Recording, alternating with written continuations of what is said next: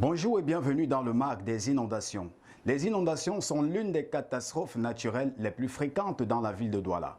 Au moment où le monde s'interroge sur des questions liées au climat, les inondations continuent de sévir dans le littoral camerounais. À quelles maladies sont exposées les populations qui y vivent? Quelles sont les approches pour réduire les risques d'inondation dans le littoral camerounais? Le MAC va tenter de répondre à ces questions.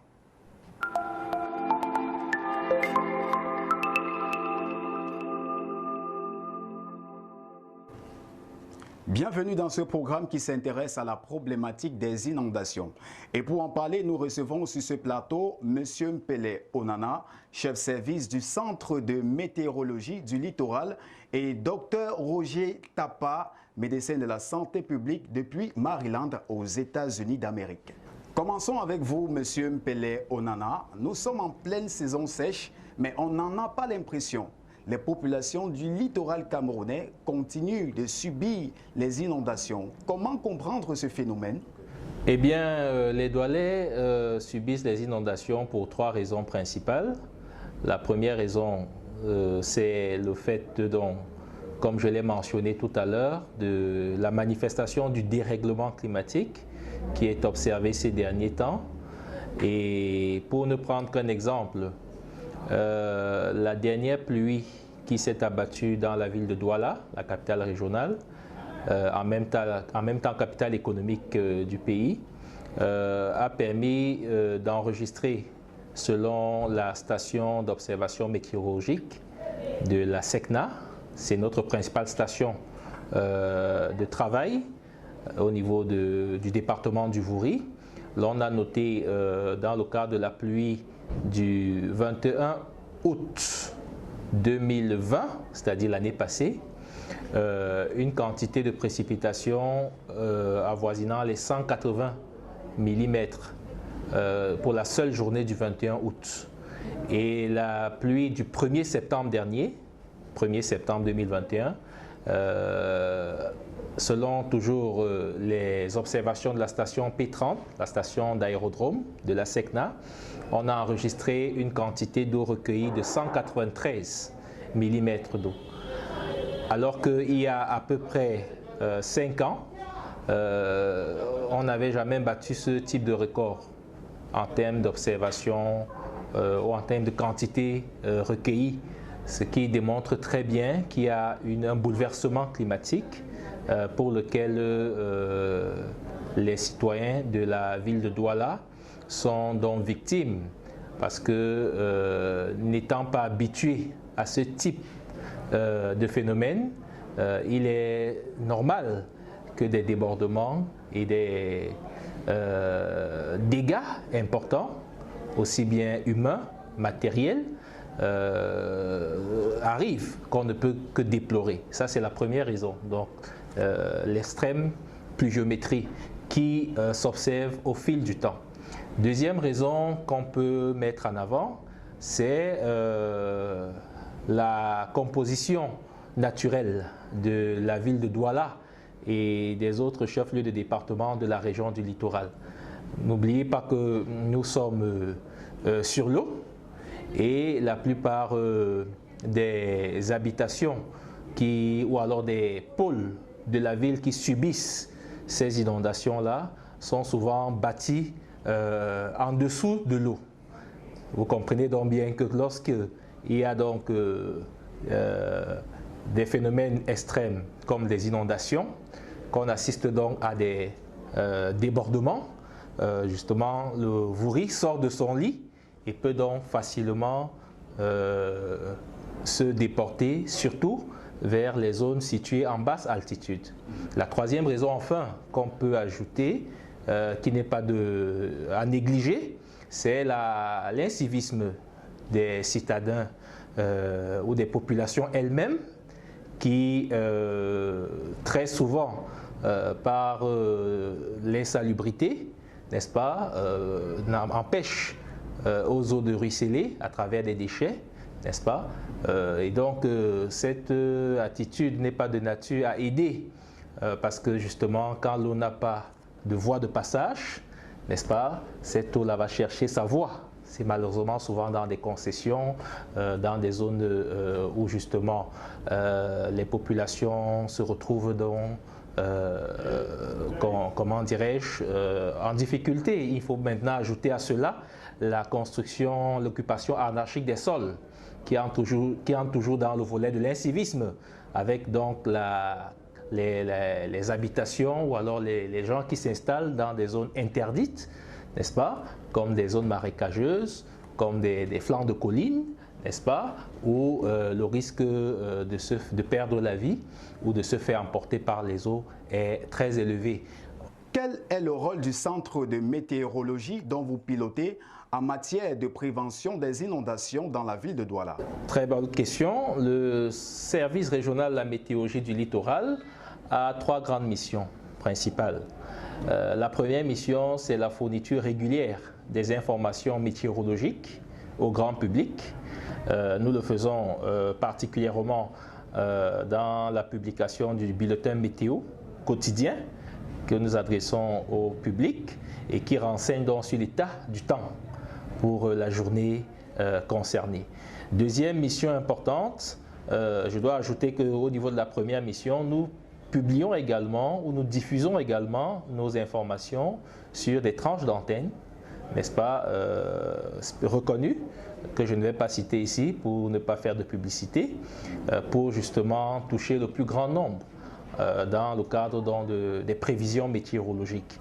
Parce qu'il faut comprendre que le service a la vocation de prévenir, donc de permettre d'anticiper sur les phénomènes météorologiques extrêmes à l'instar des inondations que nous avons évoquées tout à l'heure. Et l'arme principale ici, c'est donc la vulgarisation des prévisions météorologiques par voie d'affichage, par voie médiatique, mais aussi sur le site web dédié à cet effet. Deuxième mission du service, c'est l'inspection et le contrôle des stations météorologiques relevant de notre ressort de compétences. Alors, Monsieur Mpele, y a-t-il eu des travaux de réduction de la vulnérabilité des sites sensibles depuis les derniers épisodes d'inondation dans le littoral camerounais? Eh bien, nous, comme nous l'avons dit, nous sommes beaucoup plus en amont du dispositif. C'est-à-dire, le rôle de la météorologie, c'est d'alerter. C'est le gardien de nuit, c'est le veilleur, le service régional de la météorologie, tout comme le service national. C'est de dire, attention, les données techniques dont nous disposons nous indiquent des fortes précipitations ou des fortes températures dans telle ou telle autre zone. Prenons des mesures. Nous travaillons avec la communauté, la mairie de Douala, puisqu'on parle maintenant de mairie de Douala, et le ministère en charge de la météorologie nationale, le ministère des Transports, a signé un accord cadre avec la mairie de Douala, pour ce qui est donc de la ville de Douala, en matière d'appui, n'est-ce pas, à la prévention des catastrophes naturelles, notamment les inondations, d'accord, à la prévention vous savez que certains ouvrages que réalise la mairie, comme les ponts ou les échangeurs ou les viaducs ou les routes qui relèvent du champ de la mairie, souvent ne sont pas réalisés, c'est ce qui a été observé, en prenant en compte le climat local. Voilà pourquoi vous entendez souvent parler des fondements, n'est-ce pas, d'un pont ou d'un autre type d'ouvrage. Pourquoi? Parce qu'on a réalisé l'ouvrage ou alors un tunnel, n'est-ce pas, sans avoir pris en compte le climat local. Et quand vous avez donc des pluies extrêmes, inhabituelles, n'est-ce pas, qui arrivent, peut-être qui ont eu à se produire il y a 20 ans ou 25 ans, mais qui n'ont pas été prises en compte, lorsqu'il y a le phénomène de retour, vous avez donc comme conséquence des éboulements de terrain, des effondrements d'infrastructures, etc. À ce niveau, le service régional de la météorologie, donc, dans le cadre de cet accord cadre, soutient la mairie de Douala dans la réalisation d'ouvrages qui résistent au temps et à la durée. D'accord, pour prévenir cette autre forme de catastrophe. Maintenant, nous avons également un partenariat avec une autre composante de la mairie de Douala qu'on appelle la cellule du projet de Douala, ville durable. C'est un partenariat qui vise en collaboration avec le service régional de la météorologie, n'est-ce pas, à travailler dans le cadre, et ça c'est maintenant en aval du dispositif, dans le cadre donc de la prise en charge, d'accord, en cas d'inondation des populations vulnérables pour les protéger et la mise en place des zones d'intervention prioritaires. C'est-à-dire que lorsqu'il y a inondation dans la ville de Douala, par où commencer? Les secours doivent s'orienter d'abord où? Où est-ce que le risque important de dégâts est le plus élevé dans la ville de Douala? À ce niveau-là, nous travaillons beaucoup avec les services hydrologiques, n'est-ce pas, de la mairie de Douala pour identifier donc les zones les plus vulnérables et mettre en place, en cas de survenance de ce type de phénomène-là, des dispositifs d'intervention par zone prioritaire, n'est-ce pas, pour une meilleure prise en charge des victimes et justement pour limiter les dégâts.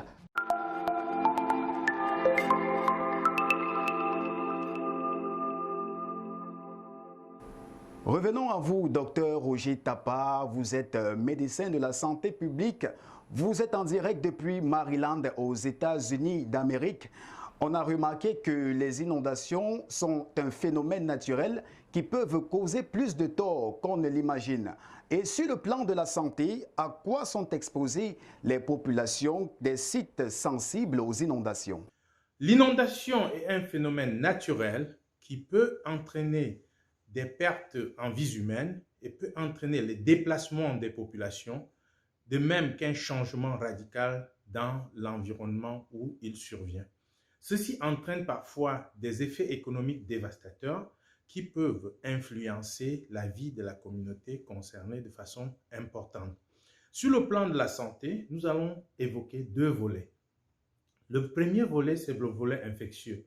L'envahissement des eaux des environs habités va provoquer un mélange de ces eaux avec les déchets humains et les fosses septiques qui vont créer le péril fécal que vous connaissez tous, avec le développement des maladies diarrhéiques, notamment le choléra.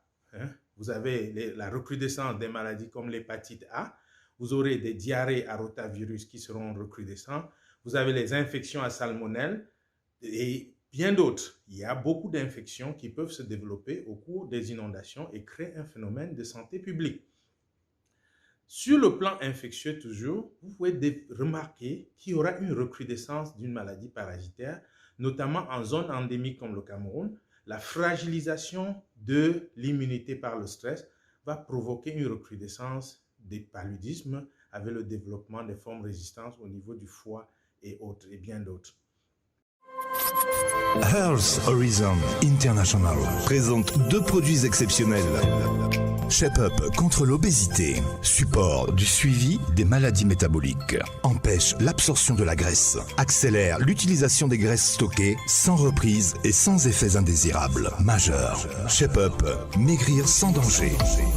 Un second produit 100% bio, Miracleaf, un supplément alimentaire le plus complet 100% naturel, contenant de la chlorophylle, des vitamines, des minéraux, des oligo-éléments, des oméga 3, 6, 9, des hormones. Miracleaf, conseillé pour toute la famille, enfants, adultes et personnes âgées. Le deuxième volet de la santé, c'est le volet psychologique, où le traumatisme va provoquer chez les malades une certaine anxiété, qui peut se développer jusqu'à la dépression et même au suicide. Les tendances suicidaires ne sont pas rares parce que les gens voient leur futur noyé et voient leur vie recommencer avec des pertes économiques importantes et parfois même des pertes humaines de leurs enfants ou des personnes même âgées. Tout cet ensemble font de l'inondation un phénomène grave qui nécessite une prise en charge sérieuse, aussi bien de la part des autorités que de la part de la population. Alors, M. Mpele, une dernière question. Les risques d'inondation dans le littoral camerounais augmenteront-ils davantage dans le futur? Bien entendu.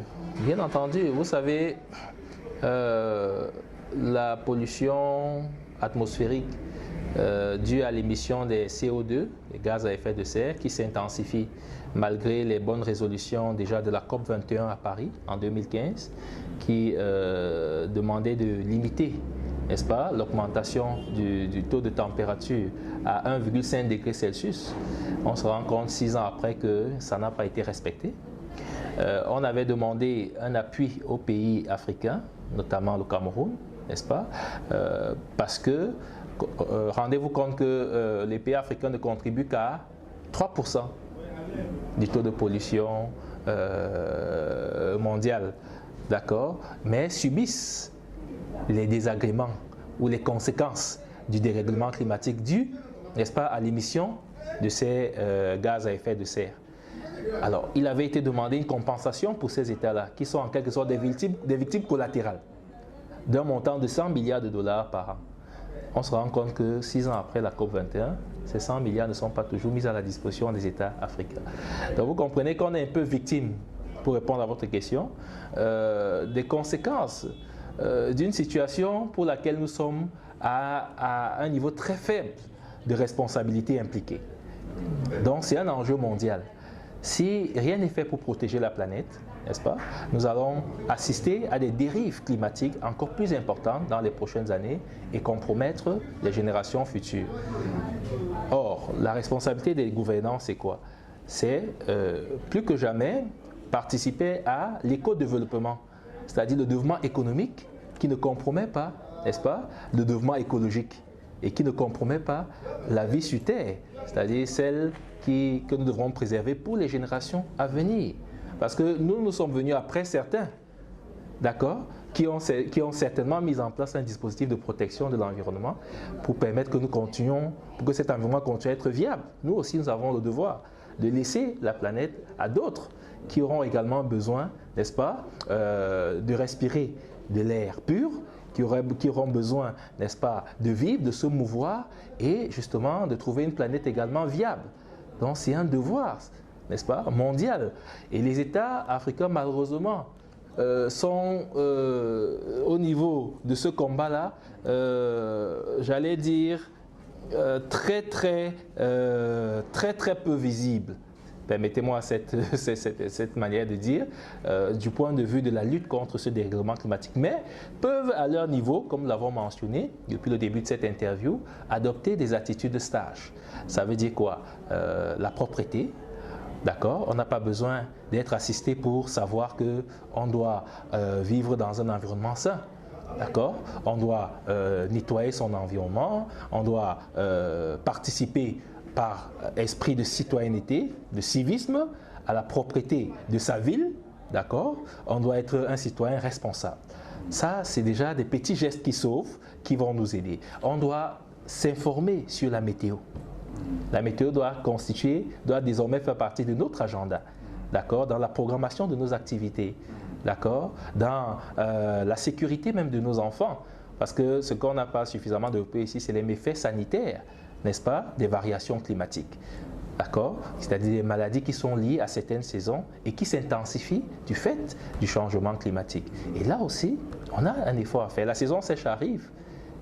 Il faut penser à protéger les tout petits, à se protéger soi-même, n'est-ce pas, de d'autres types de pathologies qu'on n'a pas vues pendant la saison de pluie, mais qui vont prospérer pendant la saison sèche. Ça veut dire quoi? La conjonctivite, par exemple. D'accord? Ça veut dire quoi? Les problèmes liés à la peau, parce qu'elle sera de plus en plus exposée aux vagues importantes de chaleur. La boubouille chez les tout petits, il faut y penser, d'accord? Donc les problèmes liés aux voies respiratoires, d'accord? Qui vont sévir pendant cette saison. Et il faut prévenir, d'accord? On parle parfois des campagnes de vaccination, d'accord? Adaptées à certains types de pathologies. Il faut aller faire vacciner les enfants.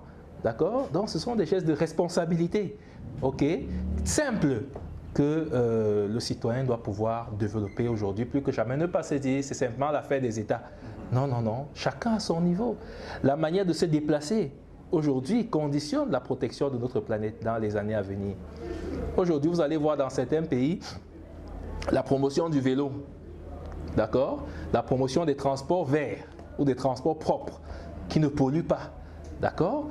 Vous avez par exemple les transports qui fonctionnent avec l'énergie électrique, d'accord? Le tramway qui se développe ailleurs. Il y a la promotion des transports de masse, ok, qui sont des transports plus doux, que les 4 roues, n'est-ce pas, les moteurs explosion, qui polluent plus.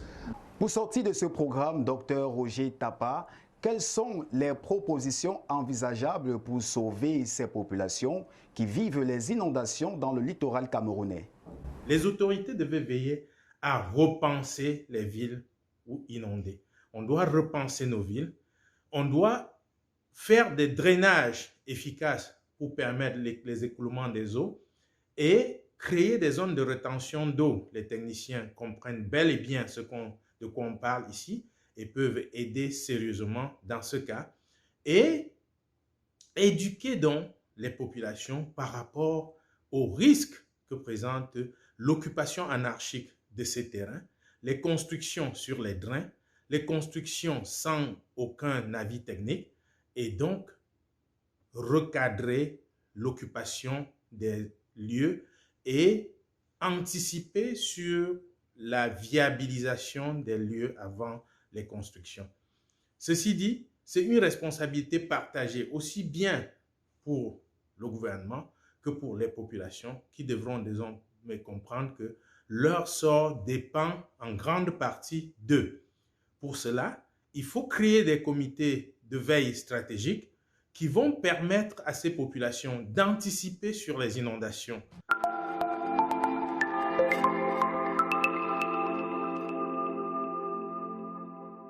Alors, c'est ici que s'achève ce programme consacré à la problématique des inondations. Merci à M. Mpele Onana, chef de service du Centre de météorologie du littoral, de nous avoir accueillis dans ses bureaux situés à Bonandior. Merci aussi à Dr Roger Tapa, médecin de la santé publique, qui intervenait depuis Maryland aux États-Unis. Merci de nous avoir regardés. N'hésitez pas à faire un tour sur nos différentes plateformes digitales et n'oubliez pas de vous abonner. À très bientôt pour de nouvelles aventures.